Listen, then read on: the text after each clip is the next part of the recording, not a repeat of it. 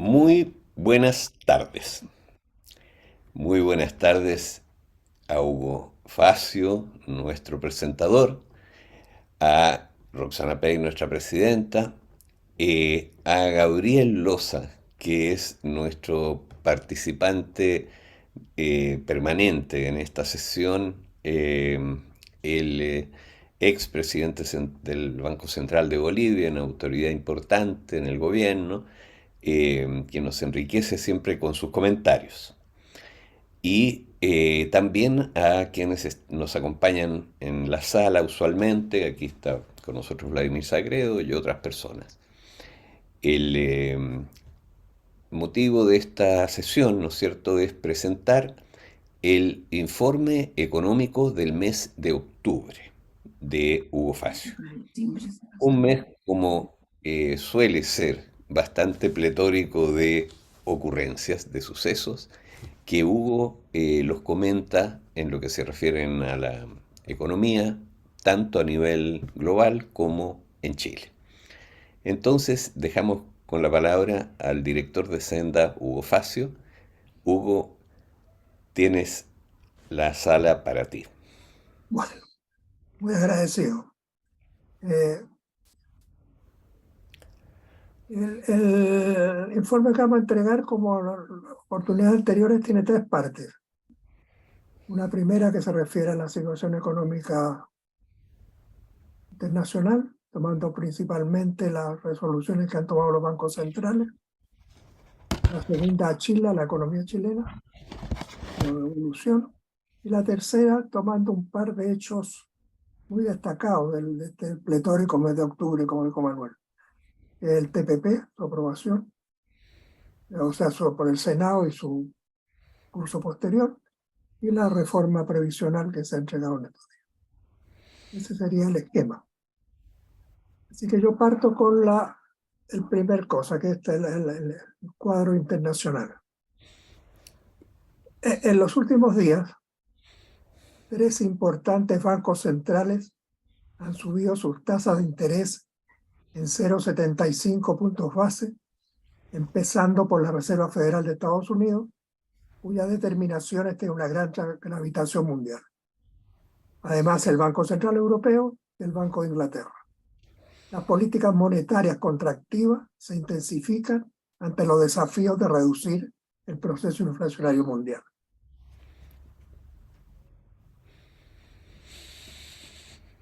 Durante el tercer trimestre, la economía estadounidense creció en un 0,6% en relación a abril-junio y en 2,6% en cifras anualizadas.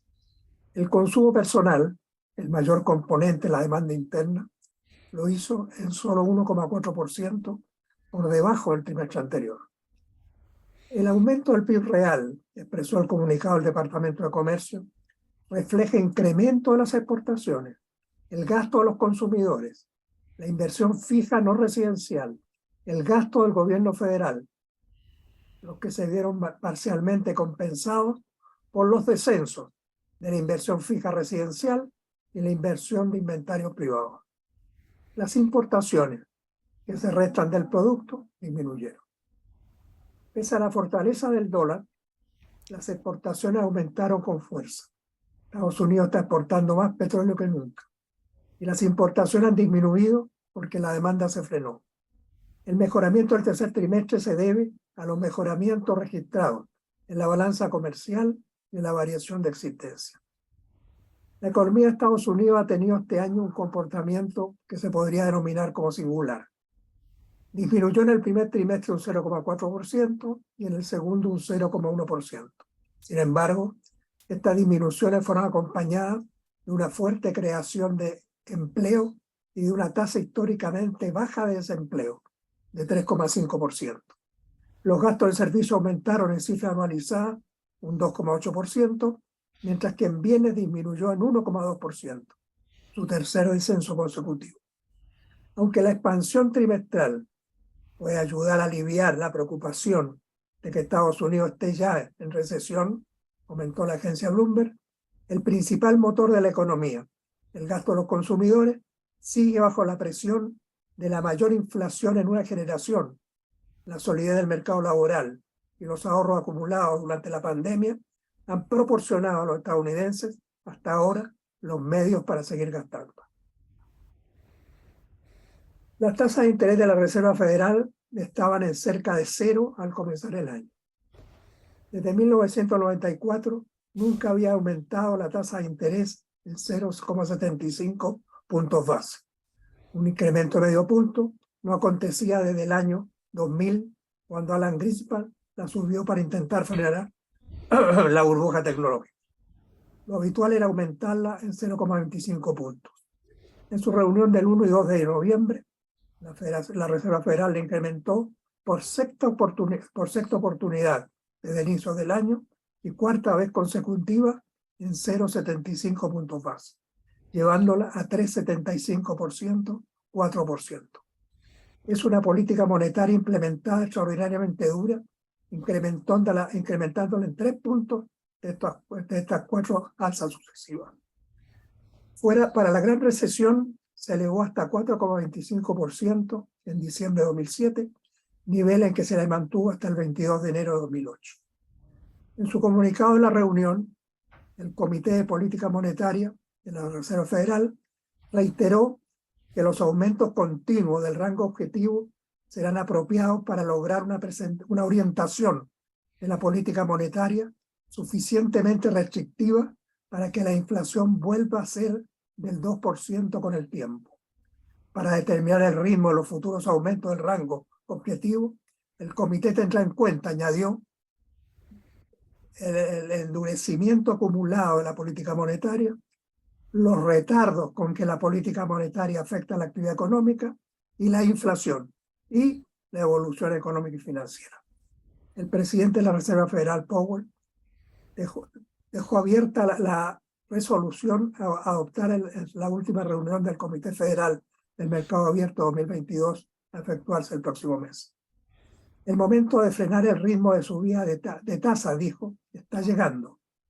Puede ser en la próxima reunión o en la siguiente, indicando que hablar de una pausa en aumento es muy prematuro. Con el tiempo, agregó, las condiciones financieras se han endurecido significativamente. Sin embargo, se necesita tiempo para que los efectos de la restricción monetaria se manifiesten permanentemente, sobre todo en la inflación.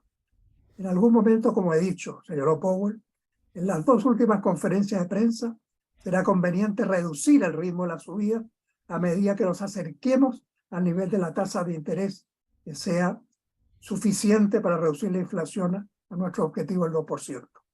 Existe una gran incertidumbre acerca de ese nivel de tasa de interés, por lo que aún nos queda camino por recorrer. Los estímulos monetarios y fiscales en Estados Unidos para enfrentar las consecuencias de la pandemia aumentaron fuertemente los recursos en poder de las personas, lo cual permitió mantener la presión sobre el consumo. Al comienzo de la pandemia, señaló un informe de la Reserva Federal, suscrito entre otros por su economista jefe, el apoyo fiscal sustituyó con creces otras partidas de ingresos en el agregado, apuntalando los ingresos permanentes, incluso cuando el gasto cayó. Para el tercer trimestre de 2021, estimamos, agregaron, que el acumulado de exceso de ahorro ascendía a unos 2,3 billones de dólares, lo cual empezó a descender a medida que el gasto aumentaba y el apoyo fiscal descendía. Aún así, el acumulado de exceso de ahorro se mantenía en unos 1,7 billones de dólares a mediados de 2022. Este exceso de ahorro hizo más difícil frenar la demanda. En Estados Unidos se entregan 2 encuestas de empleo que para octubre dieron resultados diferentes. Mientras la más seguida, la encuesta a las empresas de la Oficina de Estadísticas Laborales, señala que se produjo en octubre un aumento del empleo no agrícola de 261.000 personas y corrigió a la baja, y corrigió la cifra de septiembre, llevándola a 315.000 empleos, comunicando además que los salarios por hora aumentaron 4,7%. Por su parte, la encuesta de hogares habla de que se perdieron 328.000 empleos y se incrementó el número de parados en 306.000 personas, con un descenso en la población actual, de la población activa, de 22.000 integrantes. Para la directora de Política Pública de PINCO, pensando en la elección parlamentaria efectuada hoy, el tema nuevamente relevante no es esta diferencia, sino el de la inflación. Hay un axioma, dijo, que va de la gasolina y los combustibles, y con la inflación en máximo de 40 años, creo que es una forma muy apropiada de describir lo que está en la mente de los votantes en estos momentos.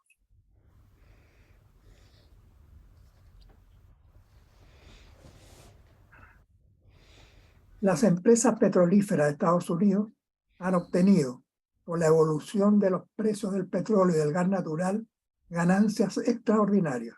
ExxonMobil, la mayor de todas, ganó en los primeros 9 meses del año 42.990 millones de dólares, un 203% más que en 2021 y avanzando a conseguir al cerrar 2022 un récord histórico de beneficios.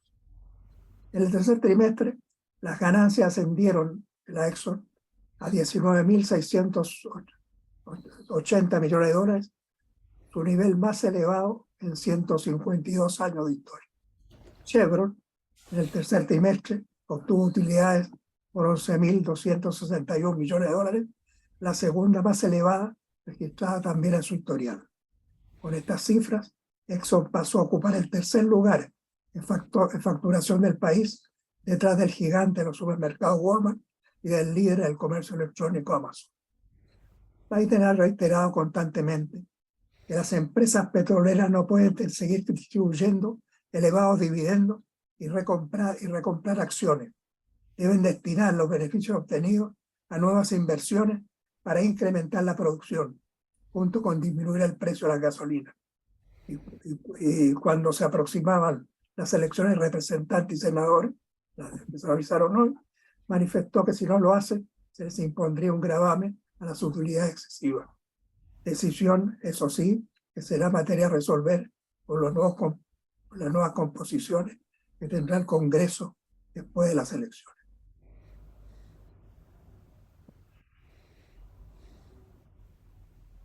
Por su parte, el Banco Central Europeo resolvió a fines de octubre incrementar su tasa de interés también en 0,75 puntos base, llevándola a 2% anual, a pesar del curso hacia la recesión que presenta la economía de la eurozona. Es la segunda oportunidad en que lo aumenta en este porcentaje. Hasta septiembre, en sus 24 años de existencia, nunca la había elevado más de medio punto. La medida pretende enfrentar un proceso inflacionario que en septiembre se elevó al 9,9%. En la reunión con los medios de comunicación, luego de hecho público el alza de los intereses, Christine Lagarde, la presidenta del Banco Central Europeo, sostuvo que se prevé seguir incrementando la tasa de interés para asegurar el retorno oportuno de la inflación a su objetivo de 2% a medio plazo, constatando que el menor crecimiento aumentará la tasa de desempleo. El producto de Alemania, la mayor economía de la eurozona, creció en el tercer trimestre un 0,3%, mientras la inflación de septiembre alcanzó por primera vez los 2 dígitos, el 10%, su nivel más elevado en las últimas 7 décadas. La inflación alemana, comentó el economista jefe del Commerzbank, Georg Kramer, es por primera vez de 2 dígitos desde principios de la década de los 50. En el trimestre anterior, Alemania había registrado cifras negativas. El indicador europeo PMI de Standard & Poor's Global de octubre, que mide la producción manufacturera en base a encuestas a las empresas, establece que su indicador cayó a su nivel más bajo desde mayo de 2020, cuando se produjo la contracción provocada por la pandemia. Irlanda, con 51,4 puntos, fue el único país europeo con un índice en expansión. Las calificaciones más negativas las registraron España, Alemania e Italia. Los estudios del PMI, comentó el economista senior de Standard & Poor's Global, George Hayer, ahora indican claramente que la producción manufacturera está en recesión, añadiendo que la evolución de los mercados energéticos seguirá siendo un foco clave durante el invierno. El comunicado de Standard & Poor's Global señaló que la alta inflación, la incertidumbre geopolítica y el empeoramiento de las condiciones económicas mundiales aumentaron las perspectivas pesimistas. El Banco de Inglaterra, por su parte, se sumó a las decisiones de la Reserva Federal y el Banco Central Europeo de subir su tasa de interés en 0,75 puntos base, llevándola a un incremento de 3%. Es la mayor alza desde 1989, en 33 años. La mayoría de los miembros del Comité de Política Monetaria estima, se manifestó en el comunicado dado a conocer, que si la economía funciona en general de acuerdo a nuestras proyecciones, pueden ser necesarios nuevos aumentos de la tasa de interés para lograr un retorno sostenido de la tasa de inflación a nuestro objetivo, pero en niveles inferiores a los marcados en el mercado financiero. El acuerdo no se adoptó por unanimidad, dado que dos integrantes del Comité de Política Monetaria, el Banco de Inglaterra, se pronunciaron por un aumento inferior, considerando que la economía ya se encuentra en recesión. La inflación en el Reino Unido aumentó en septiembre a 10,1%. El banco recordó que la situación era muy desafiante, afirmando que el aumento de los precios alcanzaría un pic de 11%, su nivel más elevado en 4 décadas. Por otra parte, también el Banco de Inglaterra insistió en que la economía se encuentra en recesión y podría prolongarse en ese estado durante 2 años, un tiempo superior al vivido durante la Gran Recesión. Hasta ahí sería esta parte de la, llamémosla así, internacional o de la visión de los bancos centrales fundamentalmente.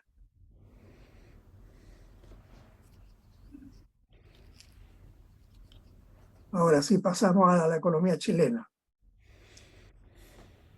Primero me referiré a dos documentos del Fondo Monetario Internacional referido a Chile. El primero, la misión del Fondo Monetario Internacional, que elaboró el informe anual sobre la economía chilena, en cumplimiento del artículo 4 del Convenio Consultivo del Fondo Monetario Internacional, aumentó nuevamente la estimación de reducción de caída del producto en 2023, llevándola de 1% a 1,3%. Hasta ahora, el organismo internacional considera que la economía chilena será la única en la región, en América Latina y el Caribe, con cifras negativas el próximo año, mientras que para 2022 la aumentó de 0% a 2,1%. El informe anual del Fondo Monetario sobre Chile es de opinión que las autoridades han endurecido debidamente las políticas macroeconómicas. Por tanto, valoran la política de consolidación fiscal seguida que condujo en un año de caída de la actividad económica en el resultado fiscal general arroje un superávit de 1,6% del producto, el primer superávit en una década. En cuanto a la política monetaria implementada, que como ha subrayado la presidenta del Banco Central, Rosana Costa, ha buscado un curso recesivo con el objetivo de detener la inflación, el documento sostiene que el Banco Central ha hecho bien en adoptar una política monetaria más restrictiva. Valora el proyecto de reforma tributaria presentado, alertando que el umbral de exención continuaría siendo elevado para las tasas de impuestos a los tramos bajos e intermedios de la escala impositiva, si la escala impositiva se mantuviese en relación con se mantuviese modesta en relación con las normas internacionales, propiciando por lo tanto su aumento, más sostenido parlamentarios de derecha durante la discusión de la reforma en la Cámara de Diputados. En relación a la reforma previsional, el informe sostiene que los fondos de pensiones han tenido un papel preponderante en la profundización del mercado financiero, al atender a segmentos del mercado no cubiertos por otros inversionistas institucionales, favoreciendo la renta variable local y bonos corporativos, mostrando un mayor apetito para vencimientos de más largo plazo. Por lo tanto, expresan su respaldo a que las cotizaciones previsionales de los trabajadores se utilicen para destinarlo al mercado de capitales y no emplearlo en mejorar las pensiones, que con el objetivo que se implementaron. En consecuencia, que se pretende mantener vigente en la reforma previsional del Ejecutivo y que conlleva un regresivo aumento adicional del 6% en las cotizaciones. Pocos días después, el Fondo Monetario Internacional dio a conocer su informe titulado Perspectivas Económicas Regionales en las Américas, en que alerta sobre el bajo crecimiento en general en el corto plazo de América Latina y el Caribe, en medio de una elevada inflación y de secuelas de la pandemia. Su estimación es que en 2022 la región crecerá un 3,5% y en un 1,7% en 2023, teniendo Chile un aumento menor al promedio en 2022 y recesión en 2003. El director en funciones del hemisferio occidental del Fondo Monetario Internacional habló de una pérdida duradera en la región, en la calidad de vida por la pandemia, que se manifiesta en las relaciones laborales, en la productividad y en la profundidad en los mercados de capitales. Detalló 3 riesgos principales que pueden afectar a la región: una persistencia de la inflación superior a lo previsto, un endurecimiento mayor de las condiciones financieras que acentuarse podrían llevar a una contracción económica regional, y de tensiones sociales, debido a que con la pandemia creció la pobreza y la inequidad. En relación a Chile, el informe de la perspectiva económica regional de la América profundiza en los riesgos a la declinación de las perspectivas económicas y la posibilidad de que su estimación de una caída de 1,3% en 2003 se quede corta. Concretamente, advierte que para el país la balanza de riesgo está inclinada a la baja, como consecuencia de una complicada coyuntura externa, añadiendo que los riesgos se derivan del posible descontento social al que darían lugar los elevados precios de los alimentos y la energía, las demandas sociales insatisfechas o el desenlace incierto del proceso de reforma constitucional.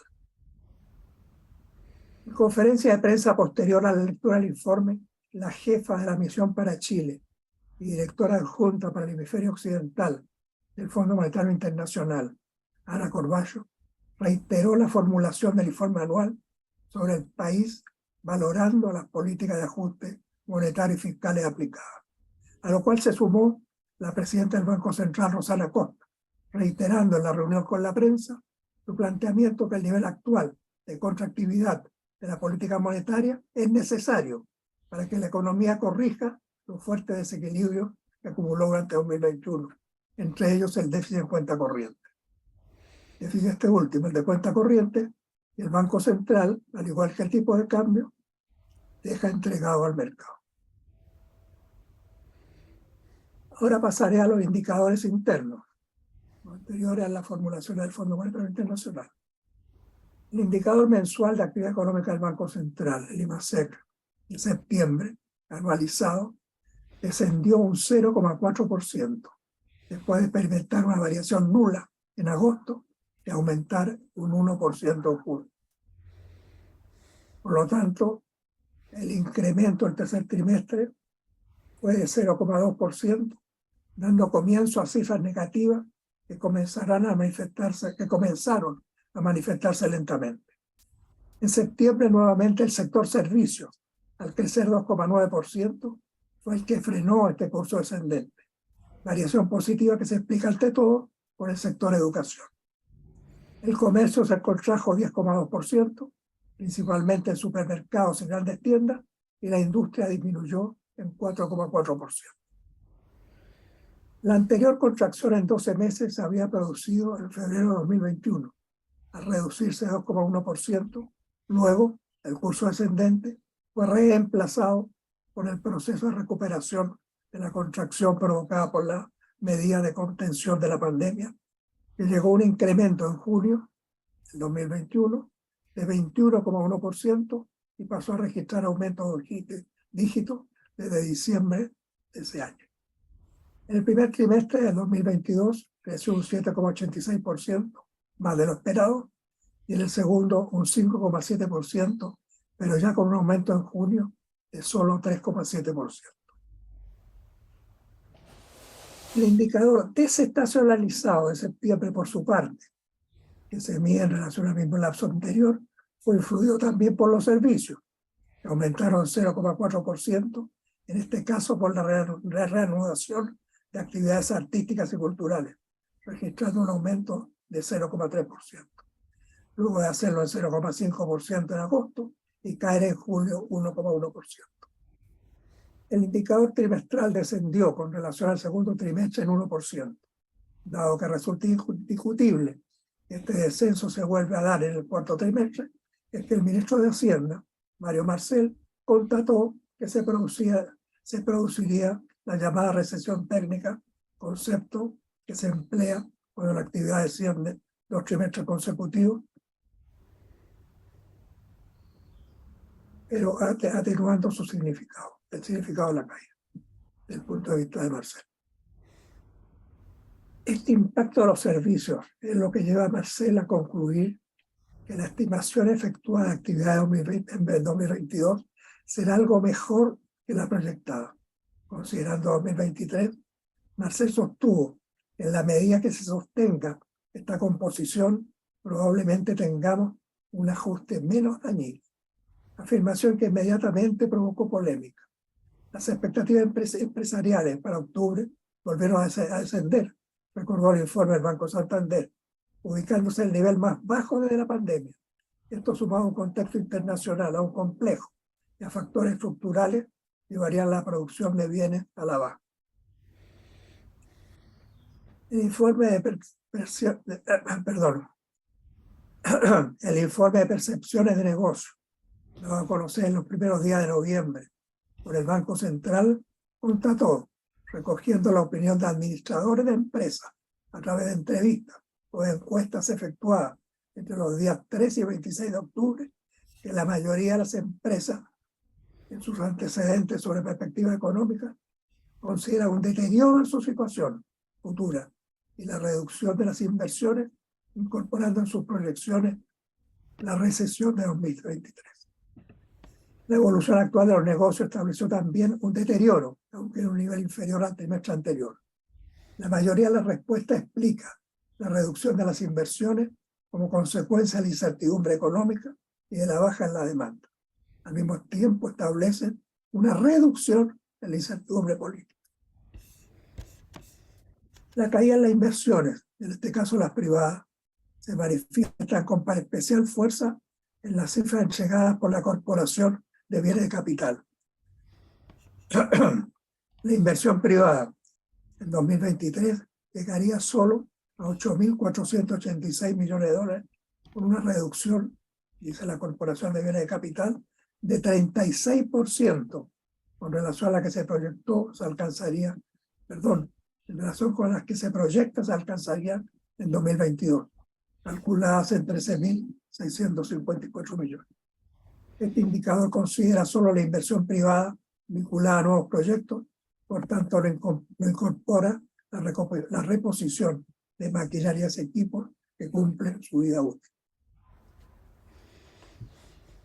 La inversión privada tuvo un pico en el año 2014, analizó Orlando Castillo, gerente general de la Corporación de Bienes de Capital.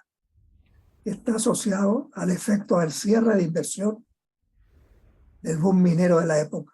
De ahí en adelante, el nivel de reposición de nuevos proyectos no ha alcanzado un volumen superior a lo que han ido terminando en el mismo periodo.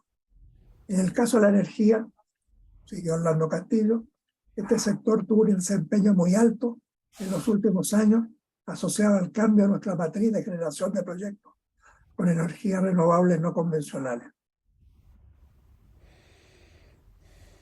Se requerirá un mayor crecimiento en nuestro país para incrementar la demanda eléctrica y o nuevas metas de la carbonización para volver a los niveles de inversión privada. En el caso del sector inmobiliario, la coyuntura actual económica, dice la Corporación de Bienes de Capital, juega un papel muy importante en el menor dinamismo esperado para el próximo año, dado los altos niveles de inflación, mayores tasas de interés hipotecario, costo de los insumos, dificultad de las empresas del sector y mayor cautela de las personas para tomar compromisos de compra en este escenario. A su turno, el índice de percepción de la economía de Adimark, que mide la confianza de los consumidores, volvió a caer en octubre a 22,3 puntos, manteniéndose bajo los 50 puntos desde mediados de 2018 y no llegando ni siquiera a los 30 puntos, indica una percepción marcadamente negativa por 7 meses consecutivos. Todos los subindicadores del índice de percepción de la economía descienden en el 10º mes del año, o sea, en octubre, siendo el más reducido, el de estabilidad país a 5 años, con apenas 17,7 puntos. Esto lo entendemos, reflexionó la gerente comercial de Adimark, Carolina Cuneo, desde las incertidumbres económicas, políticas y sociales que vivimos como país. Por su parte, el ministro de Hacienda, Mario Marcel, constató en sus intervenciones, numerosas intervenciones por lo demás, divulgando la reforma previsional, ella persigue recuperar el mercado de capitales, fortalecer a los inversionistas institucionales, aumentar la competencia de la inversión de fondos de pensiones. Explicó que ello se logra por la mantención de la capitalización individual, que pasará del 10 al 10,5% y que seguirá invertida en el mercado de capitales. Hablando en la Bolsa de Comercio, explicó que ello nos permitiría recuperar los activos de fondos previsionales que teníamos antes de los retiros, las AFP, entre 7 y 10 años. A contar de ahora parece largo, añadió, pero si no hubiéramos hecho esto, nos demoraríamos muchísimo más. Podríamos demorarnos entre 20 y 25 años en recuperar lo que se retiró en estos 2 años. Tradicionalmente, la construcción es un sector que se mueve de los primeros en la dirección de una fase del ciclo económico, ya sea positiva o negativa. La quiebra de la constructora Claro Vicuña Valenzuela, con una elevada paralización de obras y con 2.500 trabajadores que quedaron sin ocupación, es un punto alto de un proceso en desarrollo. Unas semanas antes, había caído Sencorp de Abraham Zimmerman con un pasivo de 277.000 millones de pesos. Esta es una industria cíclica, manifestó Mauricio Varela, presidente de la Asociación de Desarrolladores Inmobiliarios. Estamos acostumbrados a pasar por ciclos. Lo que ha sido especial de esta baja de las ventas ya lleva 12 meses y eso es algo inusual. Es poco común que la caída de las ventas sea tan pronunciada y por tanto tiempo. La última fuerte fue, dice, en el año 2008, cuando las ventas cayeron por 9 meses. En junio, las ventas de vivienda descendieron un 34% en 12 meses. Los materiales de construcción se incrementaron en cifra anualizada entre un 25 y un 30%, porcentaje muy superior al del IPC. De acuerdo a cifras de la Cámara Chilena de la Construcción, existe unas 370 obras vinculadas al Ministerio de Obras Públicas en riesgo de ser concluidas. 50.000 de viviendas sociales se encontraban en situación similar antes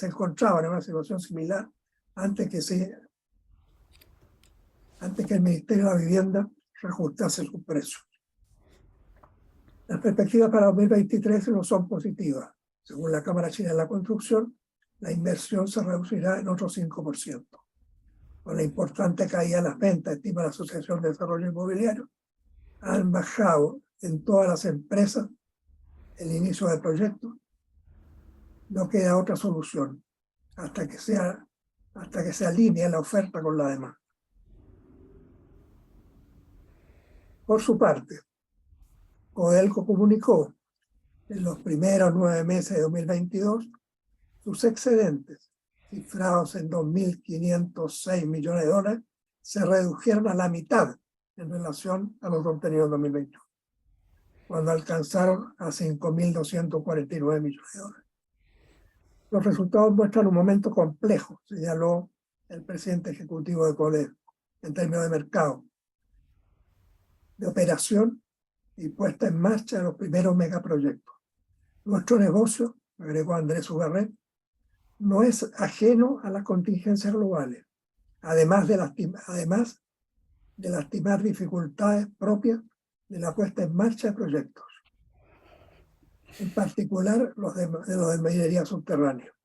Los costos directos llegaron a 157,4 centavos de dólar la libra, con un alza de 21,2% en comparación con 2021, debido a la menor producción de cobre y de sus productos y al mayor precio de los insumos. Además, hubo una caída del 12% en los precios de realización en la venta de cobre. En el mismo lapso, el volumen exportado de molibdeno se contrajo en 12% con relación al año anterior. La Dirección de Presupuesto proyectó que en el año 2023 las ganancias de la minería estatal disminuirán en un 29,5% a 1.175,7 millones de dólares de los 1.688 millones de 2022 y muy lejos de los 7.000 millones de 2021. Codelco también informó que su producción de cobre en 2022 estará entre 1.435 millones y 1.465 millones de toneladas. 1.435 y 1.465.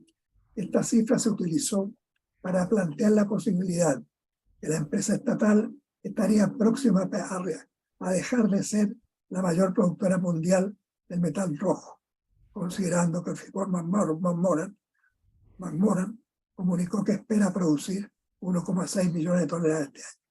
Mientras Codelco considera que su producción descenderá en los próximos años, Freeport tiene en desarrollo proyectos en Estados Unidos e Indonesia.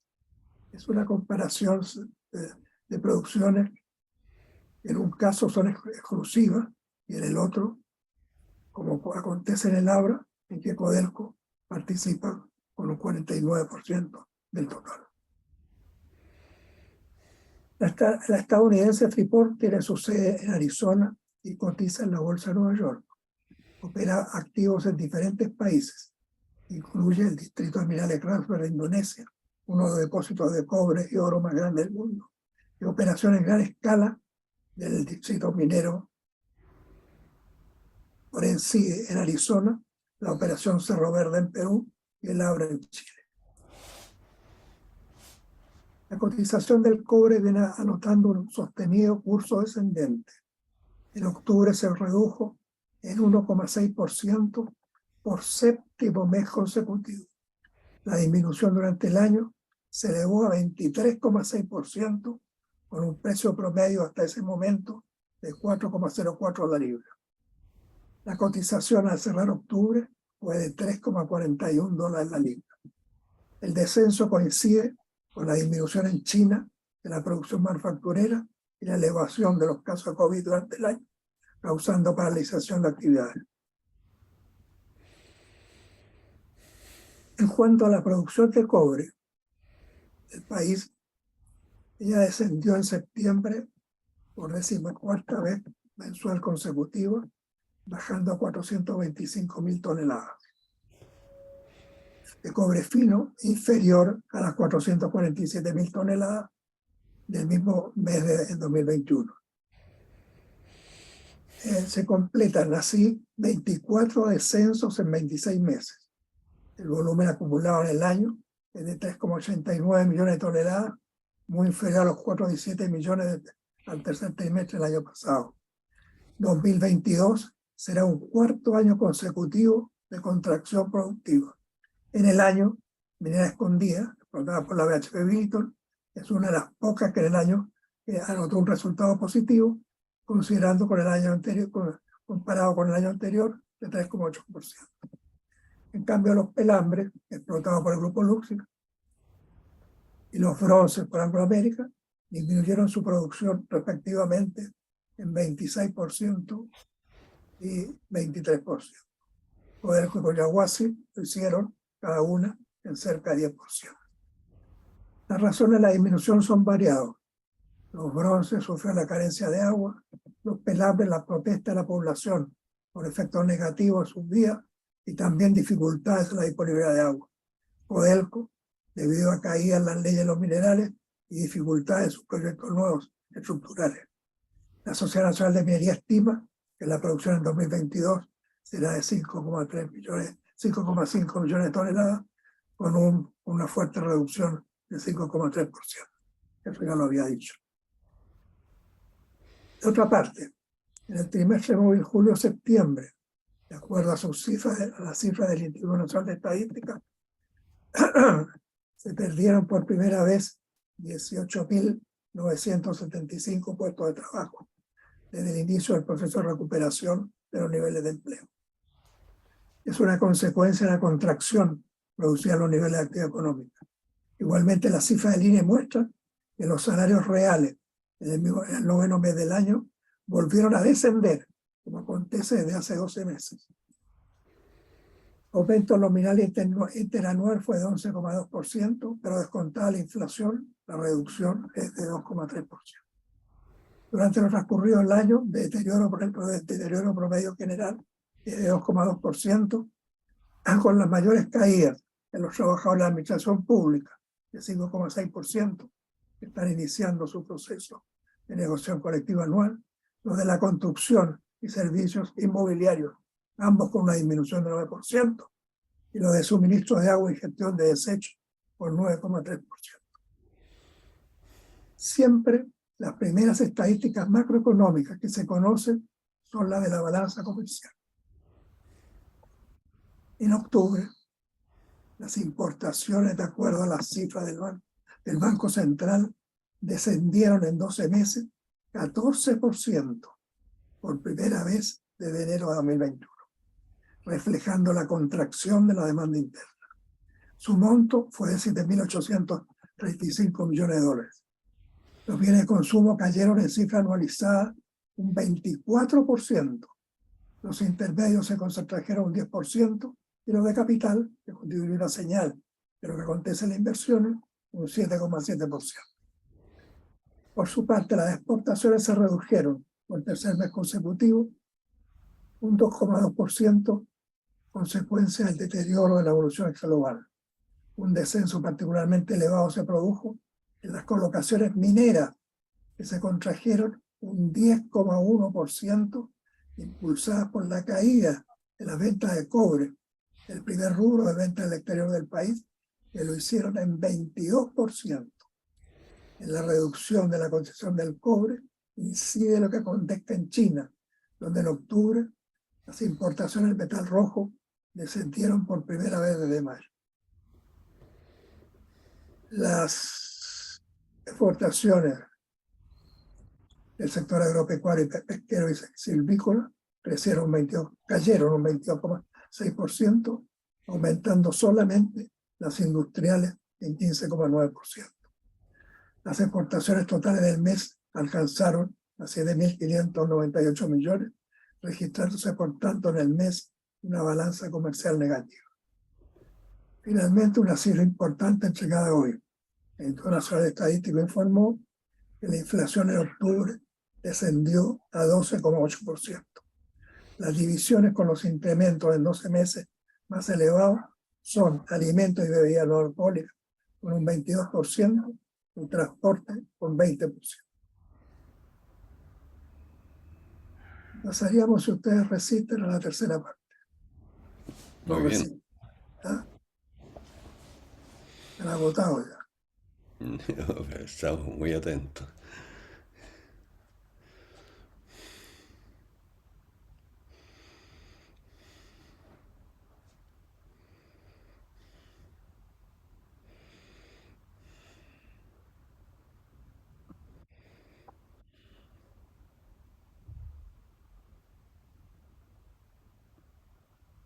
Puede aprobarse por el Senado el TPP-11, lo cual era seguro, dado el fuerte peso que posee la derecha. El Ejecutivo señaló que se procedería a cursar después que se acordase, de cursar el TPP, después que se acordase las side letters propuestas a los integrantes del pacto. Pero ello ha transcurrido lentamente. Ante ello, la ministra de Relaciones Exteriores, Antonia Urrejola, expresó que se había acordado esperar hasta fin de año para su aprobación. Yo no creo, declaró, que logremos mucho, y lo digo por cómo ha sido la práctica de otros países. Nueva Zelanda logró 5 side letters. Nos hemos puesto un plazo. Yo conversé con el presidente esta semana, pues cuando hizo la declaración en el Congreso, y la idea es que hagamos los esfuerzos, y le hemos dado todas las urgencias que correspondan para obtener el mayor número posible de side letters, pero nos hemos dado un plazo, hasta aquí hasta fin de año para promulgar. Marcel ya había adelantado esta posibilidad.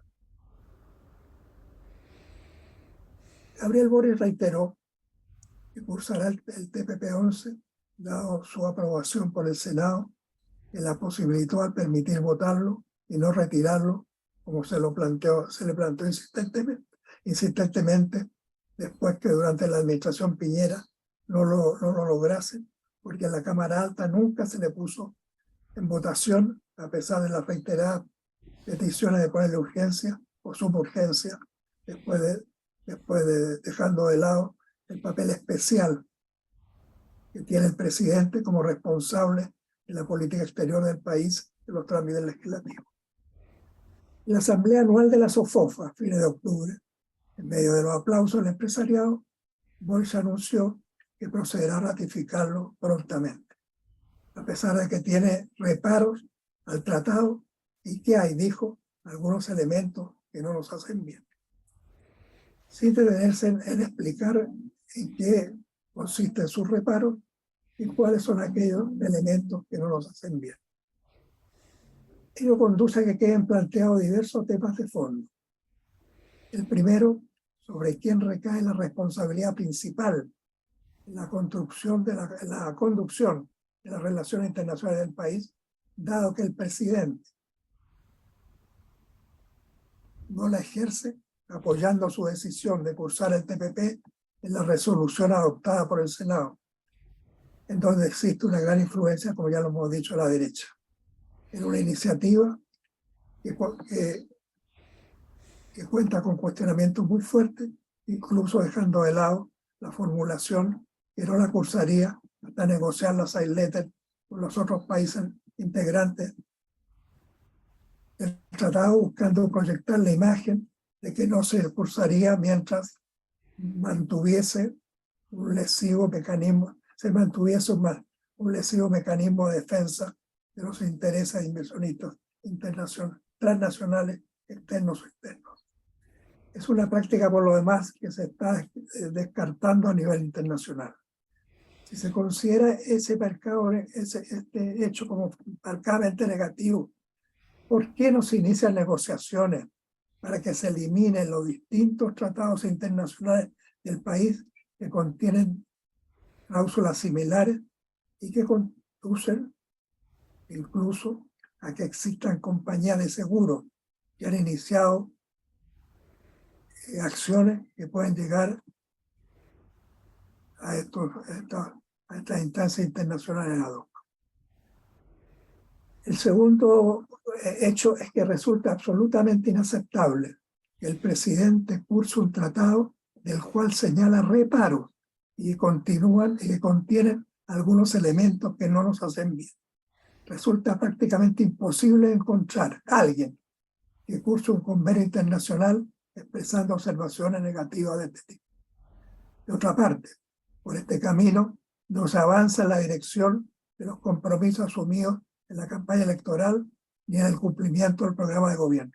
Al contrario, es una dirección, en esa dirección se actuaría sí se impulsaran rápidamente todas aquellas iniciativas que dependen fuertemente del Ejecutivo y levantando transformaciones estructurales que logren un gran respaldo de masa, lo cual crearía condiciones más favorables para lograr acuerdos en el Congreso.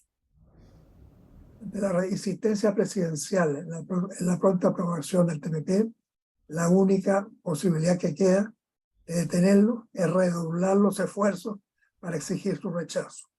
Al hacerlo, se está privilegiando crear condiciones más favorables para posibilitar acuerdos en un poder legislativo en que hay mayoría opositora que se opone abiertamente al programa de gobierno vigente. Pero para hacerlo factible exige levantar, como ya hemos dicho, políticas nacionales que persigan transformaciones estructurales y generen respaldo detrás de ellas. Sin embargo, las transformaciones de fondo se han postergado, cuando ya han recurrido varios meses de gobierno, y eso fue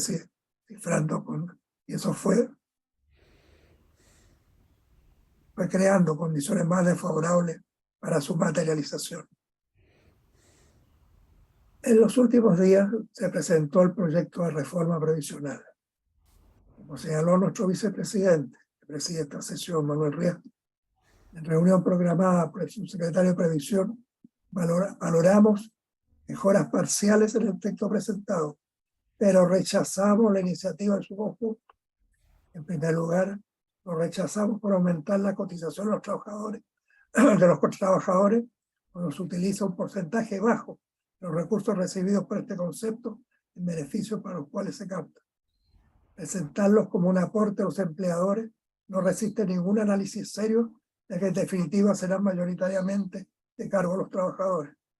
Y luego, porque aumenta el ahorro forzoso abiertamente con el propósito destinado y luego, porque aumentar el ahorro forzoso abiertamente con el propósito de destinar los recursos para el mercado de capitales, como lo reconoce abiertamente el ministro de Hacienda, Mario Marcel. Él considera Marcel el objetivo principal de la reforma, lo dice abiertamente. Esta es una reforma previsional, declaró, respondiendo a observaciones sobre los efectos a producir, que va a aumentar el ahorro y por lo tanto va a aumentar el financiamiento doméstico para la inversión, y ese aumento para la inversión va a permitir generar un mayor crecimiento para el futuro y por lo tanto más empleo. Lo que nos dice es que el aumento del ahorro se obtiene de las cotizaciones de los trabajadores para ser utilizados por el capital. Se busca mantener un mecanismo que mantiene beneficios previsionales bajos, dado que se desvían del objetivo a los que existen, tanto que los fondos que han ido al mercado de capitales nunca han sido utilizados para financiar pensiones, las que en un porcentaje elevado se cancelan con recursos fiscales.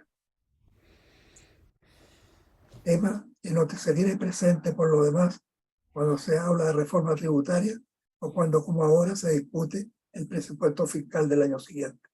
Las cotizaciones previsionales deben destinarse al objetivo para el cual se crearon. Los trabajadores deben ser protagonistas centrales en la discusión sobre este tema, como lo ha señalado el movimiento No Más AFP. Hasta ahí, Manuel. Queda agotado.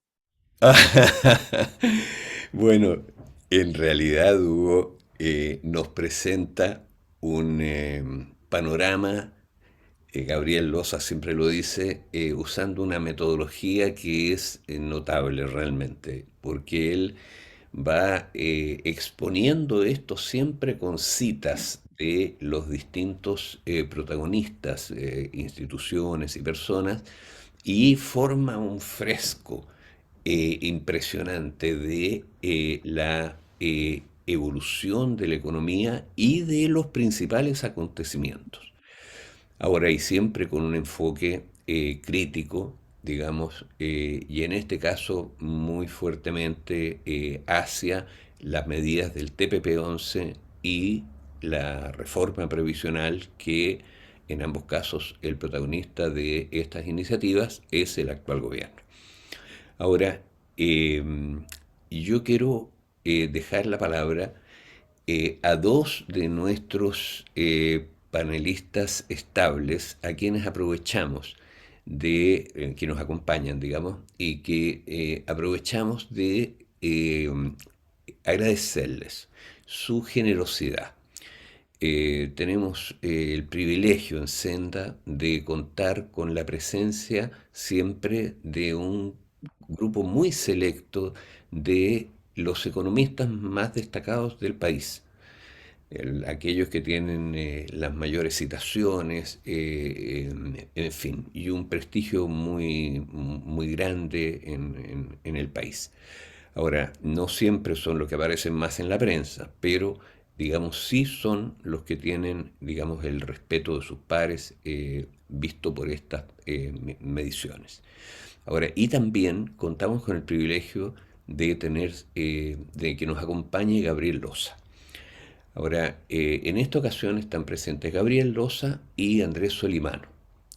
Aprovechamos de saludar la presencia de Andrés, agradecerle y les proponemos entonces que intervenga ahora Gabriel Loza y después Andrés Solimano y después, por cierto, como es costumbre, daremos la palabra a los miembros a los asistentes en la sala. Entonces, Gabriel, la sala está a tu disposición. Muchas gracias, más bien a Senda, por contarme como parte de su equipo de comentaristas y de discusiones. Para mí es un gusto mantener en este año estas reuniones y sobre todo escuchar el informe de Hugo, que siempre nos llama la atención. Tal vez sería recomendable que la misión del fondo que hace el artículo 4, que hace el monitoreo de cada país, podría haber visitado a Hugo. A mí una vez en Bolivia, por el 2012, me visitaron, me pidieron mi opinión y no citan, no ponen a quienes entrevistan, ¿no? Pero agarran a un grupo de economistas y les piden opinión. Pero desde esa vez ya no me volvieron a invitar porque tal vez no les gustó la opinión que les daba. Yo creo que con Hugo pasaría peor todavía. Pero es muy bueno que tengan otra visión mucho más amplia. Yo quiero enfocarme un poquito en el tema internacional. Y en el tema internacional les pediría para que pueda habilitar, compartir la pantalla para poner algunos datitos que fortalecen el análisis que hace Hugo, más bien los pone más énfasis en algunos puntos de su excelente análisis. Lo que yo quisiera es el tema tengo un cuadro, bueno, poco pesado, pero este cuadro trata de resumir crecimiento del PIB por trimestres, variación respecto al último trimestre, la inflación a 12 meses y la tasa de interés. Esto es tratar de poner en un solo cuadro el tema de la estanflación y la política de tasas de interés.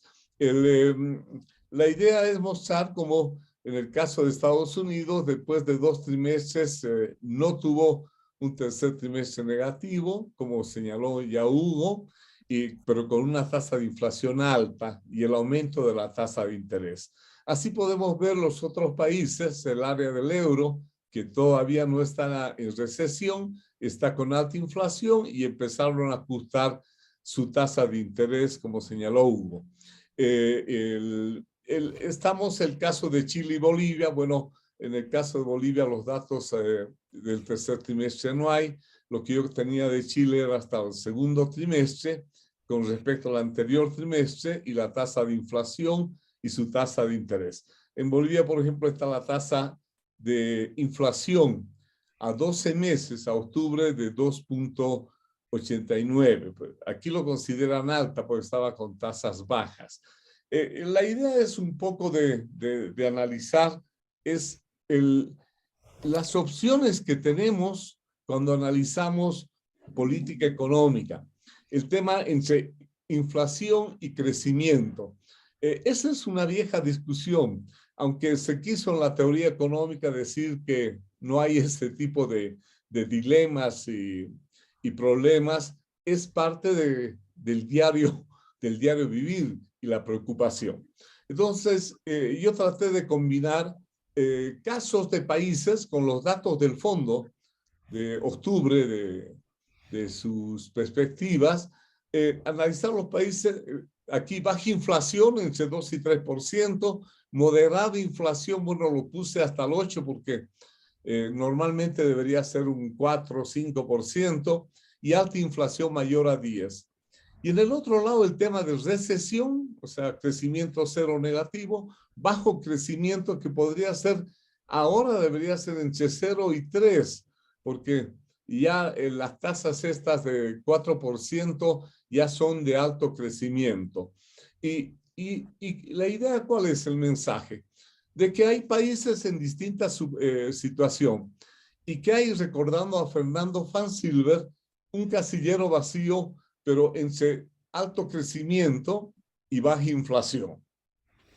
No he encontrado así en los datos de los países más relevantes, por supuesto, estadísticamente puede haber que podrían estar en los que más se aproximan: Uruguay, Islandia, Irlanda con inflación moderada, y Colombia con alta inflación y alto crecimiento. Entonces, la preocupación va a ser bajo crecimiento y alta inflación. Parece que eso va a marcar la tendencia en lo que es política económica. No creo eso de volver al 2% de inflación en Estados Unidos y en los países adelantados. Va a ser muy difícil o va a transitar largo tiempo. Y lo que más bien preocupa es que será más bien el 2023 donde el tema del problema de la recesión sea más notorio.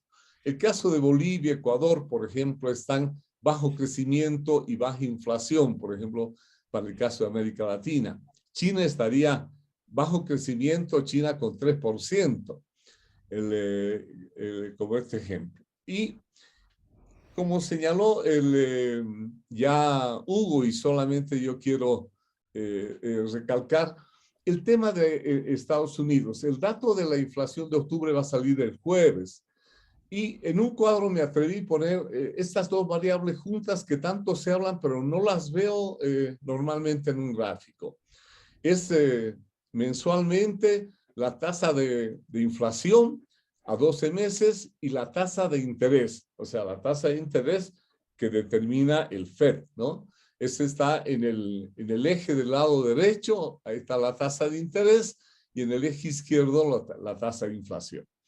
Entonces, lo que uno puede ver de que la inflación bajó la tasa de interés, pero aquí es donde preocupa, ya se dan las tendencias de la inflación en fines del 2020 y principios del 2021, y lo que se critica el atraso hasta marzo de la tasa del FED de hacer sus incrementos. Y aquí vienen los fuertes incrementos de la tasa del FED, pero ya en un contexto donde la crisis internacional estaba la guerra, los efectos por el shock de oferta, combustibles, el tema. Entonces, va a ser muy difícil que con una política de aumentar las tasas de interés por parte del FED se tienda a bajar a 2% la inflación. Puede desacelerarse, hay que ver el dato de jueves, se desacelera la tasa de crecimiento de inflación, pero es muy difícil que haya una reducción que se puede ser notoria o se puede observar. La tasa de crecimiento del PIB, que es ajustada con relación a la tasa anual del 2006 de 2.6, como ya señaló Hugo, con relación a los niveles muy altos que tenía antes, pero después con los niveles casi negativos que tuvo los 2 trimestres anteriores. La tasa de desempleo, como ya señaló Hugo, del 3.7, este es el indicador más relevante para el tema de recesión en Estados Unidos, pero lo toma que todavía es unos niveles de prepandemia, es un nivel de cuasi pleno empleo en Estados Unidos, y que todavía el mercado laboral no está reaccionando negativamente. China nos llama el 3.9% de crecimiento después de un 0.4% periodo anterior, y por lo menos China, pese al COVID, sus medidas muy fuertes, esperamos que tenga un crecimiento todavía en torno al 4%. El Reino Unido para mí es un ejemplo de alta inflación y recesión. Los pronósticos del propio, como señaló Hugo, del Banco de Inglaterra y sus aumentos de tasa de interés, las que tiene previstas ahora en el curso de los próximos años, no parecen augurar un buen panorama a este entorno de alta inflación y recesión. Y el tema, para terminar, el tema del ranking de divisas de América Latina, de las devaluaciones. Lo que podemos ver que en América Latina no hay un comportamiento uniforme. Hay 4 países que tienen revaluación, como se observa: Uruguay, Brasil, el peso mexicano, el sol peruano, y 3 países que presentan la devaluación, no siendo la de Chile, por ejemplo, comparada con la de Colombia, que es justo cuando hay un cambio de modelo. Estas reflexiones quería señalarlas de lo que es un comportamiento muy diferenciado a nivel mundial entre recesión e inflación, y también en el caso de América Latina. Gracias. Muchas gracias, Gabriel, por estas cifras y comentarios que siempre, con tu sensatez tradicional, enriquecen esta mirada sobre la economía mundial. Andrés Solimano, bienvenido nuevamente y la sala está a tu disposición.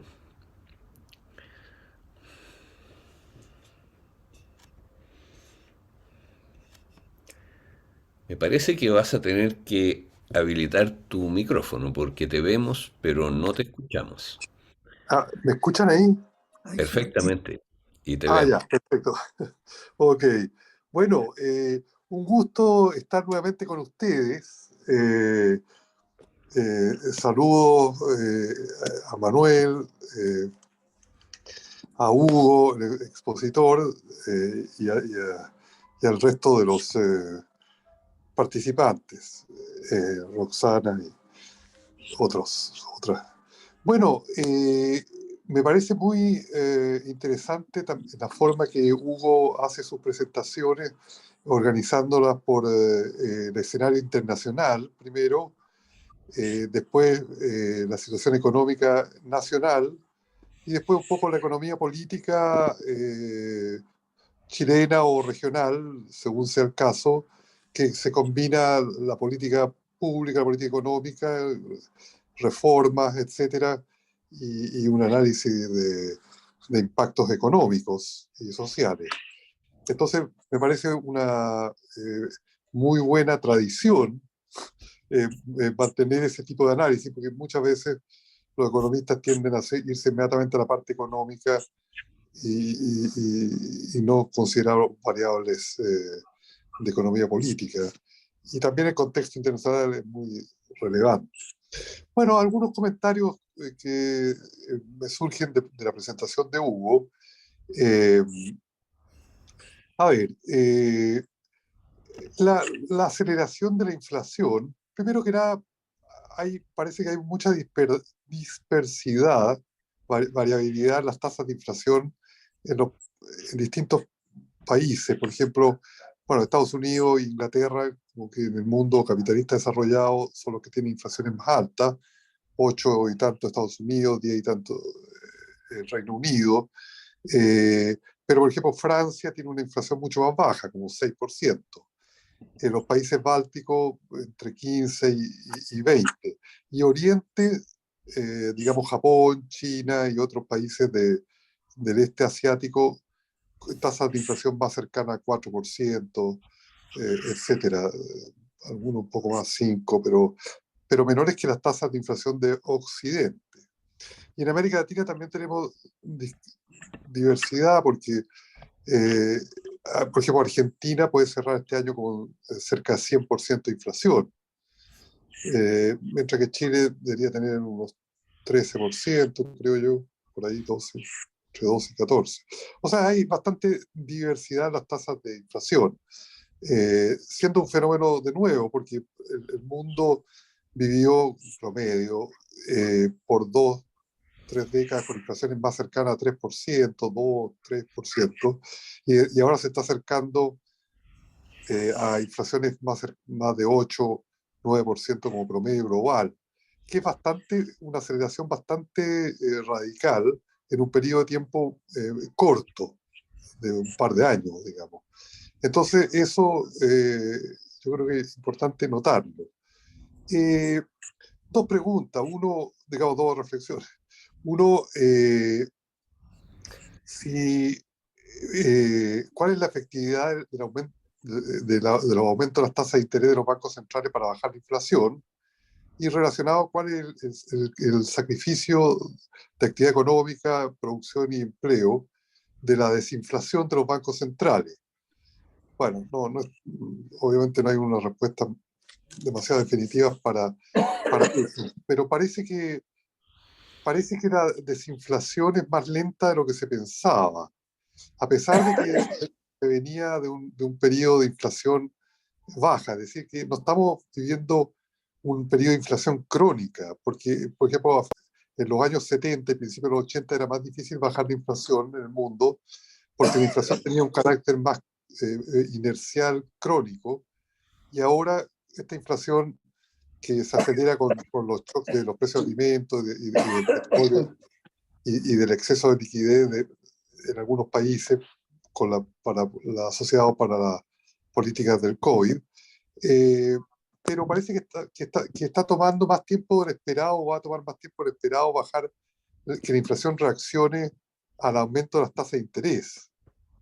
Bueno, un detalle, ahora los bancos centrales usan la regla de Taylor, y antes usaban otras reglas, entre ellos la regla de Friedman, de Milton Friedman, que era controlar la cantidad de dinero, los agregados monetarios, y ahora lo que controlan los bancos centrales, o lo que buscan la variable, las tasas de interés, usando la regla de John Taylor. Hace diferencia un poco cuál instrumento uno tome para bajar la inflación. Pero ahora estamos en una era de uso de tasa de interés. En parte porque es muy difícil definir cuáles son los agregados monetarios relevantes, con tanto sustituto del dinero aparte de la base monetaria.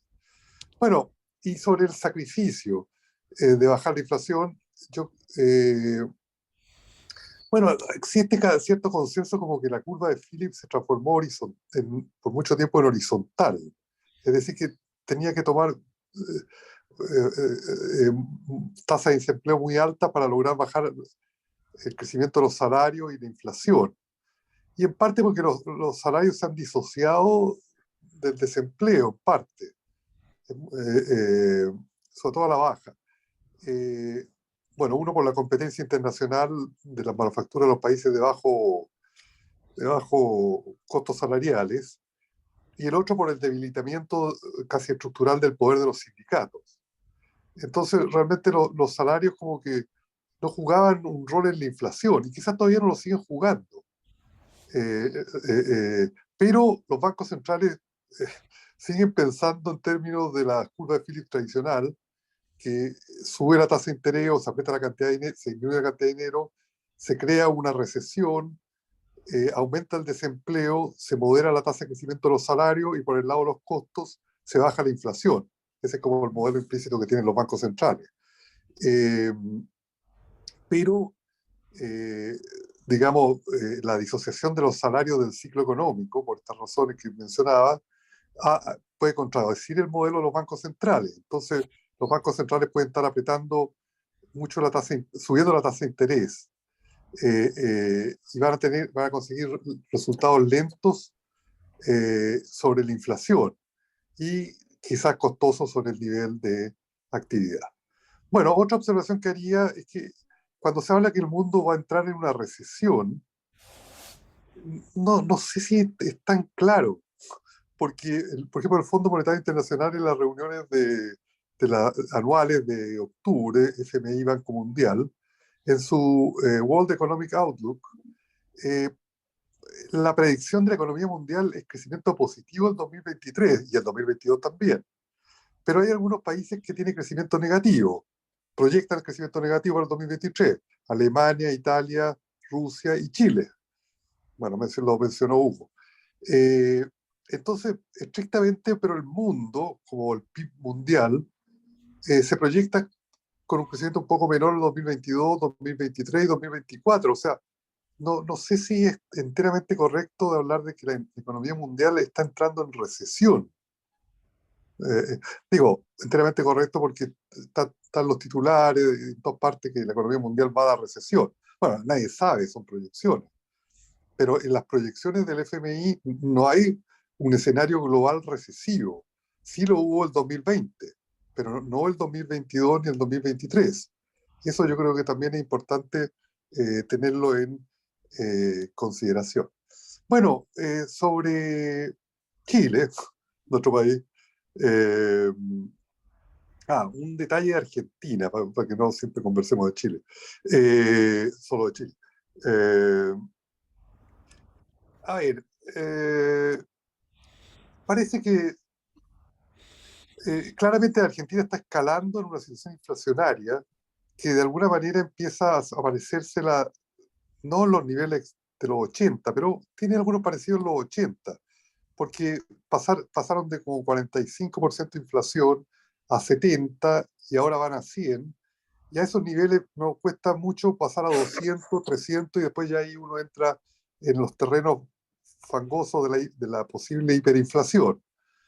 No sé si va a pasar una hiperinflación de nuevo a los 80 como la que hubieron los dos episodios que hubieron en la década de los 80, pero igual es peligrosa la aceleración de la inflación en Argentina. También las reservas internacionales son bajísimas. Yo estaba viendo, estoy suscrito con lo que hace Miguel Kigel, que tiene Econ News, y asisto a las charlas que dan ahí para estar informado de Argentina. Miguel Kigel era un colega del Banco Mundial y que volvió a Argentina hace un tiempo. Y la reserva internacional conocen mucho la economía argentina y hicieron los ajustes de las reservas internacionales y casi la reserva internacional líquida es como 3.000 millones de dólares. No es nada. Entonces el país puede quedarse sin divisas fácilmente y puede escalar a una inflación muy alta, acercándose peligrosamente a la hiperinflación. Por lo tanto, hay que mirar con cuidado a Argentina. El otro día hablé con Roberto Frenkel, un antiguo amigo argentino, y me dice, yo le decía, bueno, con todo este contexto, ¿qué recomiendas tú? Porque ahora los medios de comunicación, que lo habían olvidado mucho tiempo, lo están resucitando. Se acordaron que existía, Roberto, y porque él fue uno de los que conceptualizó el plan austral de mediados de los 80 con Alfonsín. Y escribió mucho sobre economía y régimen de antiinflación. Y me decía, mira, lo único que puede salvar a Argentina es aguantar el programa con el FMI hasta el cambio de gobierno. En el sentido que dentro de todo el programa del FMI puede amarrar que no se desboque ni la inflación y que no nos quedemos sin reservas internacionales. Habida cuenta de todos los problemas que tiene el FMI, los programas del FMI. Bueno, como lo cuento como medio de historia y anécdota de Argentina. De Chile, Hugo mencionaba la misión del FMI. A mí, debo decir que me llama la atención la ortodoxia de los departamentos de área y el eclecticismo y hasta cierto progresismo de la alta gerencia del fondo con la directora gerente Gregorieva, que por lo menos tiene ella una agenda, por lo menos la agenda, no sé si la burocracia claramente anda por otro lado, pero la agenda de la alta dirección son los temas, aparte de los temas monetarios, temas de calentamiento global, desigualdad, reconversión de matriz productiva, brecha de género, etcétera, hablando desde el Fondo Monetario. Pero los economistas de área, cuando van a los países, son con el mismo modelo de análisis, la misma receta de los años 60, 70, 80 y toda la vida. Y entonces cuando viene una misión a Chile y uno lee los informes, es lo mismo.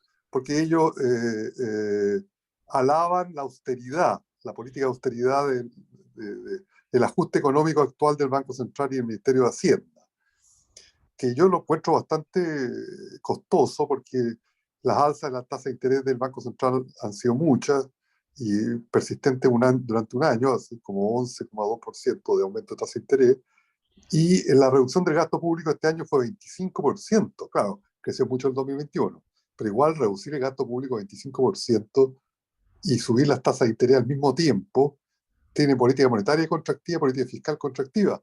Por lo tanto, no debería llamar demasiado la atención, pero obviamente es muy preocupante, que Chile aparezca como el único país de América Latina con contracción económica en 2023. Y el Fondo Monetario más o menos aplaude esas políticas un poco. Entonces, uno ve como los departamentos de área que llevan los programas, el surveillance y después las visitas a los países y los artículos, los informes de artículo 4, no están muy conectados por lo menos con la retórica de la directora gerente y de la alta dirección del fondo. Bueno, también era así, Camdesú y era bastante progresivo en su discurso, su retórica y la administración del fondo cuando me tocó a mí, en Washington. Pero departamento de área son bien todos. Bueno, dos o tres cosas finales. La reforma previsional, que daría para un programa entero, y acá tenemos la expertise de Manuel, que se anunció. A ver, ayer me invitaron a CNN una conversación con Matilde Burgos de media hora sobre la reforma previsional. Y un poco lo que yo traté de decir, para no estar en una posición como total crítica de oposición de esto, porque hay mucha oposición también de la industria, de la AFP y de la derecha. Pero los puntos que yo le veo críticos es que primero se apuesta a la capitalización como la salida del problema de las pensiones en Chile. Claro, distinto es de que, porque ahora sería sin AFP y con un ente público, pero ese ente público, por lo que se entiende, tendría una política de inversiones más o menos parecida a la política de inversiones de los entes privados de la AFP. Y la lógica es de que la gente va a seguir las cuentas individuales y el sistema de inversiones que da una rentabilidad que se anota en la cuenta, es decir, el mismo modelo de las últimas 4 décadas, pero con un actor nuevo que es el Estado con el IPS y el ente público. Yo tengo dudas de eso porque no ha funcionado, no funciona. No funciona en términos de entregar buenas pensiones y relativamente estable. Creo que el 75% de la gente recibe menos que el salario mínimo. Y las ganancias de la AFP son altísimas, una tasa de retorno sobre el capital invertido 22,5% entre el 2011 y el 2021, después de la primera reforma del gobierno de la presidenta Bachelet y del informe de la Comisión Marcel. No vaya a ser que prediga de nuevo altísimas tasas de retorno para los próximos 10 años con el nuevo esquema propuesto. Sí, entonces ese yo le veo un problema. También problema operativo. Yo creo que es positivo de pasarle al IPS toda la administración de cuentas, en lo que llaman los americanos el back office. Pero la reconversión yo creo que no es tan fácil. O sea, cuando hay unos merging de bancos, demora como 1 año o 2 años de fusionarse, las fusiones. Entonces, imagínense fusionar todas las bases de datos de la AFP y pasárselas a APS. Yo creo que no va a ser tan fácil. Es una cosa operativa, pero real. Y otro punto que haría es de que no hay ningún país en el mundo que apueste, bueno, Chile yo claramente prefiero un reparto modernizado, qué sé yo, que la capitalización, por los costos unitarios mucho más bajos y los dos están afectados por la demografía, capitalización y reparto. Yo hubiera hecho una reforma ausente de las consideraciones políticas, pero técnicamente hubiera pasado un reparto como sistema de default básico para todos y hubiera dejado un sistema complementario de voluntario de capitalización individual, pero que funciona sobre el otro primer pilar, que sería el pilar de reparto universal. Me parece que, que ahora no, se optó por la capitalización, pero claro, con una presencia mayor del Estado. También este ente público que construya capacidades propias de inversión va a tomar varios años, porque no es tan fácil, o se subcontrata a los mismos que saben cómo invertir, la Reinvial, Tanner y todo lo demás, que es lo mismo que lo contrata la AFP. Entonces no hace mucha diferencia el ente público si al final van a hacer más o menos las mismas inversiones y los mismos tipos que saben hacer las inversiones que se van a contratar. Le veo ese problema. Y el otro problema que lo veo, y con esto termino, que ningún país del mundo que yo conozca, y los ingleses se retractaron en la década de los 90, tiene el sistema de previsión social estructurado en torno a rentas vitalicias. No existe ninguna parte del mundo que la renta vitalicia va a ser el principal instrumento de las pensiones de la gente, como es el modelo que se está proponiendo. Entonces, además, el mercado de renta vitalicia es muy complicado, es como el market for annuities. El market for annuities, eso ya lo ha escrito Stiglitz, hasta Arrow, todo eso, es uno de los mercados más complicados. Entonces, dejar toda la seguridad social de un país a un mercado que es complicadísimo, como el mercado de las rentas vitalicias, yo lo encuentro bastante temerario. Y además hay otro punto del fondo generacional. Tampoco es tan fácil, no es lo mismo que un índice, invertir en el índice de los mercados financieros, que uno compra un índice para inversiones. Claro, ese baja la varianza porque no estoy invirtiendo en acciones individuales, pero este es generacional, también ha sido abandonado. Hay un trabajo de Glide Path y Life Cycle Funds que muestran que tampoco estos índices de ciclo de vida controlan por ciclo económico y ciclo financiero.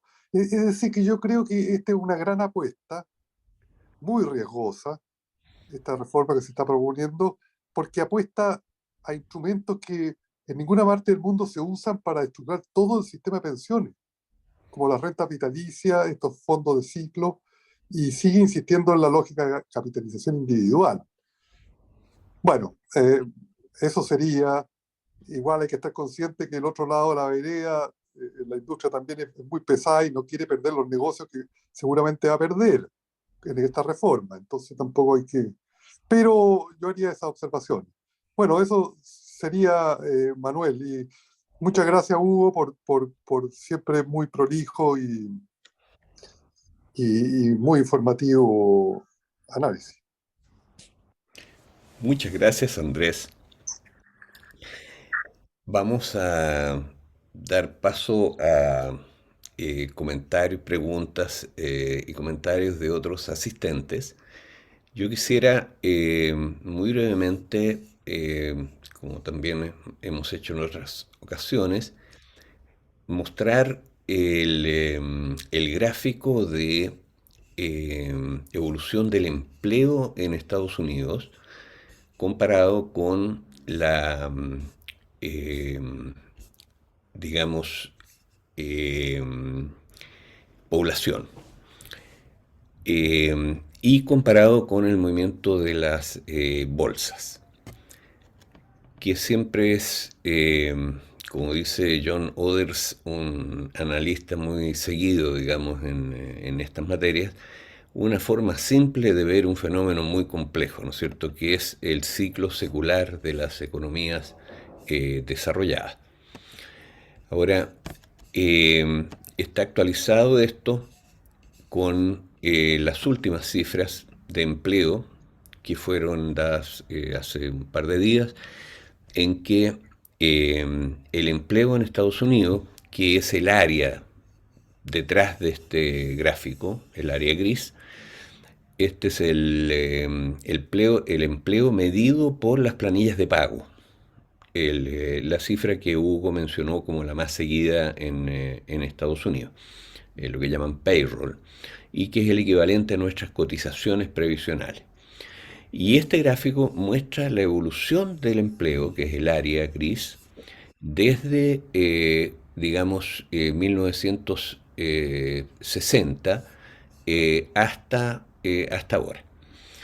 Entonces, esto, digamos, tiene la gran ventaja de que abarca dos ciclos económicos seculares, el que se inicia en el año 1966, que cae hasta 1981, que se recupera hasta fin del siglo XX, que cae nuevamente hasta durante la primera década del siglo XXI, hasta el 2011 en realidad, y se recupera hasta ahora, pero naturalmente con un bache muy fuerte a partir del 2018 que se agudiza brutalmente con el COVID, pero que se recupera muy rápido. Ahora, sobre la cifra del empleo, que es medido como la proporción de la población mayor de 16 años que tiene en un mes, esto es un gráfico mensual, que tiene en ese mes un empleo asalariado, es decir, que aparece en una planilla de pago, que recibió un sueldo. Entonces, bueno, y esto está sobrepuesto con dos gráficos adicionales, ¿no es cierto? Uno que es Wall Street, que es la línea azul, pero expresada en oro. Y yo quiero detenerme un poquito en lo que significa eso. Bueno, y el otro gráfico es el dólar, que es el valor del dólar, también medido en oro, que es la línea amarilla. Ahora, lo que es muy interesante es cómo el expresar en oro la Wall Street elimina el elemento del valor del dólar, porque el valor del dólar en realidad cae muy fuertemente en las caídas económicas seculares, se recupera muy fuertemente en las recuperaciones, muy fuertemente, fíjense, la línea amarilla sube de aquí hasta acá, cae nuevamente, ¿no es cierto?, muy fuertemente en el ciclo actual que se inicia, ¿no es cierto?, con el siglo y cae hasta el 2011 y se recupera y que en este momento sigue muy bajo. O sea, lo más probable es que el dólar suba bastante más, por decirlo así. Ahora, el efecto que tiene expresar las bolsas en oro es que limpia el factor monetario, limpia este factor de la depreciación del dólar, de la revalorización del dólar a lo largo del ciclo económico. Y digamos, tiene la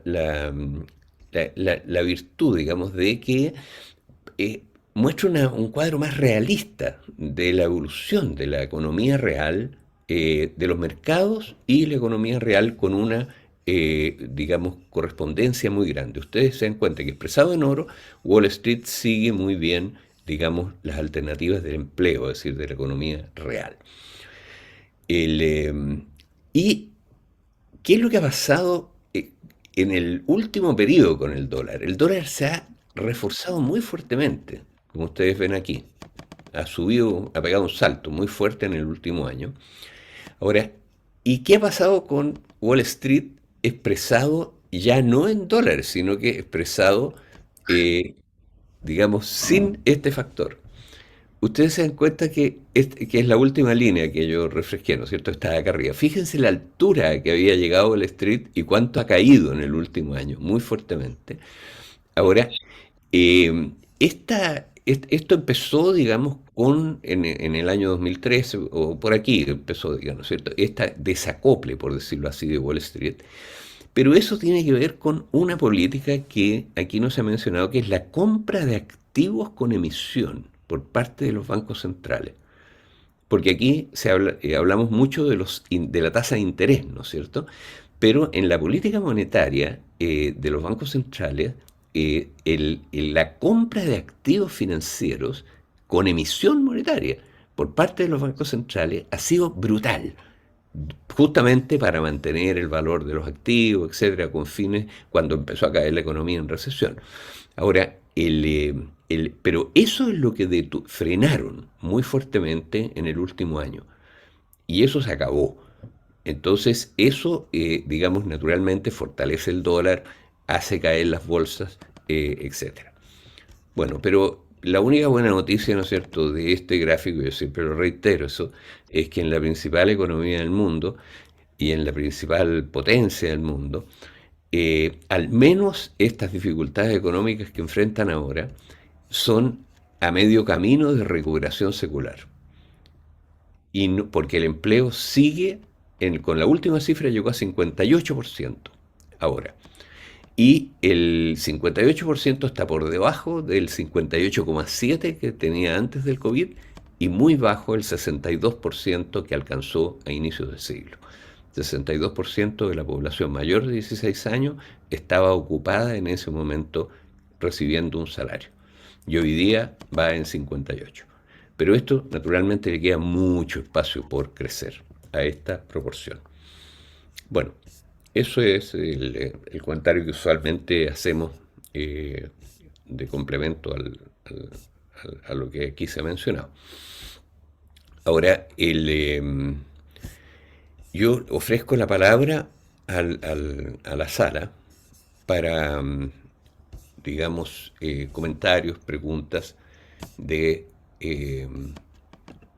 respecto al planteamiento y también a Hugo para cerrar, digamos, la presentación.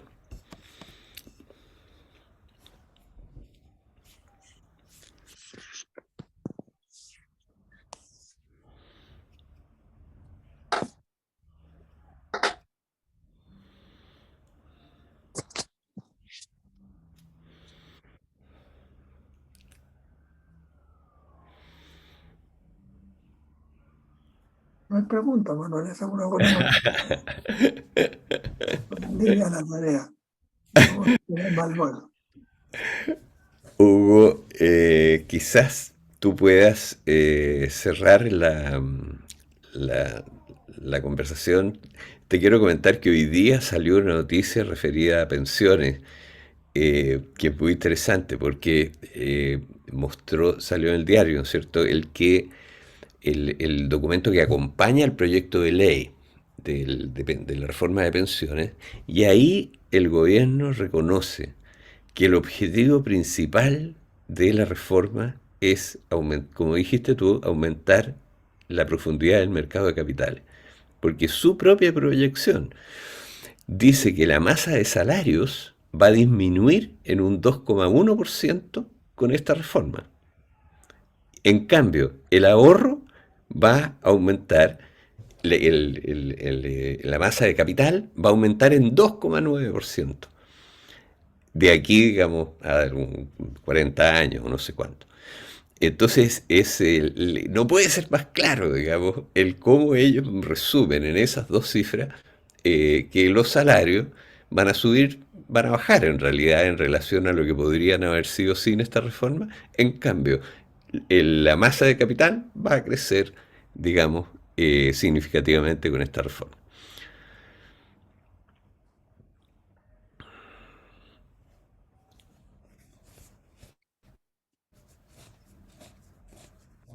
Bueno, Manuel, dos o tres cosas. Primero que en esto que tú te estás refiriendo, hay un hecho bien particular de esta reforma previsional. El protagonista central es el ministro de Hacienda. Él es el protagonista central. Y la voz del gobierno la entrega a él. Bien, Toda la dirección la tiene él. claro. Y ahora, él tiene una concepción bien calcada de lo que quiere lograr. Y es lo que tú señalaste, es lo que quiere, porque en este juego entre caída de salario y empleo, es lo que termina destacando en esa fórmula bien particular que usa, el empleo crece en 2%, me parece, si no me falla la memoria, al final de todo el cuento. Una historia bastante simple, ¿no es cierto? Aumenta el mercado de capitales, que va a crecer la inversión, va a crecer la actividad económica, va a crecer el empleo. Ese es un curso ya no de primer año, sino de anticipo al primer año. Entonces, pero esa es la concepción fundamental. Claro. Entonces, eso crea una situación bien particular en este debate, porque, en mi opinión, lleva al problema de fondo. Lleva al problema de fondo. Porque el problema de fondo es la concepción de la previsión usada para el desarrollo del mercado de capitales. Por supuesto. Entonces, eso coloca la discusión en el tema de fondo. Ahora, la tarea es lograr demostrar que eso es negativo, Claro, que Marcel demuestra que eso es positivo, es el gran paso a dar. claro. Entonces, eso responde todo él, todas las críticas que le hacen responden, pero esto al final nos va a dar tal cosa. Es una historia que no es corta. Ujú. Yo creo que esa es una cosa importante tener en cuenta. Ahora, el asunto de los que ha planteado es cómo nos metemos en esta discusión de fondo. Claro. Porque abrieron la cancha. Mm. Abrieron la cancha. O sea, Marcel tiene la virtud, llamémoslo así, de colocar el tema central del debate. Ujú. Ahora, es un tema que hasta el momento no es tomado en general en el debate público, salvo por nosotros, que lo tomamos al revés, ¿no? Pero no logramos entrar a ese escenario del debate tan ligado a lo que está más presente en los medios de comunicación, etc. Pero ese es un asunto muy claro, muy interesante. Otra cosa que destacaría yo, ese es un tema. Otro tema que me parece muy interesante, por ejemplo, la tasa de interés, que aquí se ha hablado bastante por Gabriel, por Limano también. Hay un hecho que a mí me llamó la atención en la formulación del presidente de la Reserva Federal de Estados Unidos. Si se lee con detención lo que él planteó en la última alza, que fue violenta, ¿no? Él mantuvo este 7,9%. Cuarta vez consecutiva que la sube al 7,9%. Eso 30% lo han subido, 7,5%, 75 puntos base. Pero él hace una afirmación que el nivel que tiene que llegar la tasa de interés, dice, sigue siendo incierto. Lo dice claramente. Él plantea esto, que lo más probable es que siga subiendo. No lo descarta. Dice que en algún momento tiene que cambiar la tendencia. Pero después señala el tema del nivel que debe llegar la tasa de interés es incierto. ¿Cuál es el punto adecuado? Y el punto adecuado lo vincula a esto que mi hermano plantea correctamente, que es muy difícil que alcancen, es que la inflación la tire al 2%, que tiene como objetivo, que está muy lejos, ¿no? 4 veces por encima. Ahora, sobre la inflación, yo haría un pequeño comentario. Hoy día salieron las cifras del INE. No me dio para meterla con más detención en el análisis. Pero en la inflación, como si hubiera que calificarla, yo creo que este es un fenómeno mundial, no solo el chileno. Es una inflación muy alta con un curso descendente muy bajo hasta ahora. Un curso descendente muy bajo. En Chile ya con la inflación, con los datos de septiembre del INE se demostró que lo más probable es que la inflación venía para abajo. Y ahora la cifra de octubre baja algunas décimas, pero sigue muy alta. Sigue 12, y tanto por ciento, 12,8, si no me falla la memoria. Ahora, con dos indicadores que son muy terribles, digamos, porque son indicadores que golpean directamente a la población. El alza de alimentos y bebidas no alcohólicas en un año, que es 22,5%, me parece. Esa es una cosa brutal, realmente brutal. Porque ese es un factor muy importante en el nivel de vida de la población. Y el otro es transporte, que también es muy importante en el nivel de vida de la población, que sube 20%. Entonces hay dos indicadores que golpean al grueso de la población que está terriblemente por encima todavía del promedio este que viene descendiendo. Ahora, si se toma el curso de los precios han seguido en la economía mundial, esa tendencia ascendente debería continuar. Ahora en Chile se ha producido hasta el momento muy frenada, muy frenada. Uno ve los datos de la FAO, de los alimentos, son notablemente diferentes a lo que estamos viviendo aquí en Chile. Bueno, entonces hay varios temas sí que son bien importantes de análisis, de buscar un análisis crítico más agudo. Tú hiciste un recuerdo bien correcto, me parece, ¿no? La primera medida que eliminaron desde el punto de vista de la medida de estímulo monetario que tenía fue terminar con la compra de activos. Ahora, ahí hay creado un problema que yo no sé cómo lo van a terminar manejando, ¿no? Pues los activos en poder de los bancos centrales son cifras gigantescas. Así es.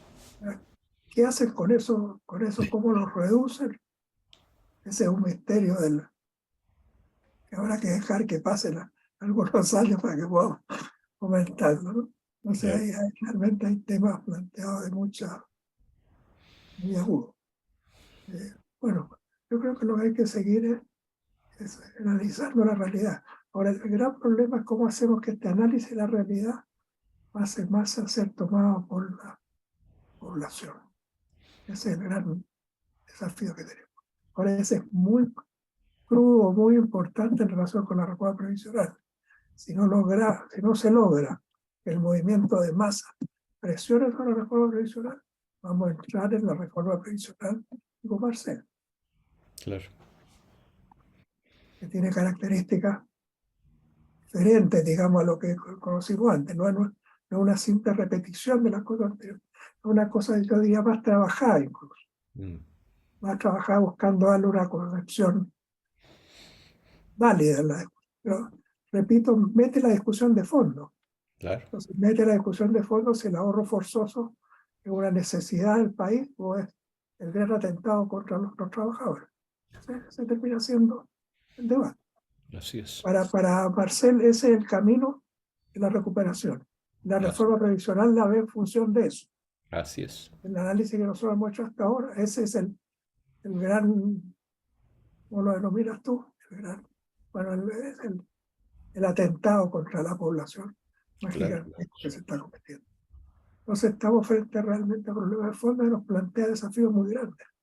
Entonces, ¿cómo podemos profundizar en nuestro análisis? Termina siendo muy importante. Desde ese punto de vista, valoro aquí no solo los aportes que nos hacen con Humano, Gabriel, a nuestro análisis.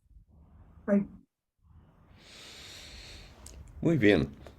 Como yo soy defensor de la hora, ya estamos pasados a las 8:30. Oye, entonces nos veremos el próximo mes con el próximo informe de Hugo Facio para ver lo que pasó en el mes de noviembre.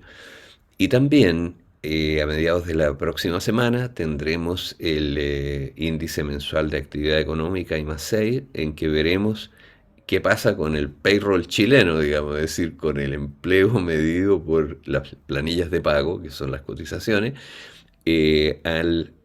Lamentablemente aquí tenemos tenemos un desfase. Estados Unidos también lo tiene en realidad, porque es una cifra que sale con un par de meses de retraso, ¿no es cierto? Pero lo que vamos a ver ahí son las cotizaciones de octubre, que nos permite ver el estado del empleo en el mes de septiembre. Así que eso lo tendremos la próxima semana y también con la presencia de nuestros generosos y calificadísimos economistas invitados. Desde luego, Gabriel, tú siempre estás también invitado a esa sesión y ahí tendremos una nueva conversación. Y la polémica de la reforma previsional probablemente va a ir subiendo en estos días, así que va a ser interesante lo que ahí se vea. También siempre están presentes la gente de No Más AFP, los dirigentes principales, Entonces es una cosa que, digamos, por esa vía llega a las organizaciones de trabajadores. Bueno, entonces nos vemos en las siguientes actividades de Senda. Perdón, Gabriel, adelante, por favor. Gracias, muchas gracias, nada más. Ah, muy bien. Sí, gracias. Entonces nos veremos y un abrazo a todos la próxima semana. Luego, Chao, chao. adiós.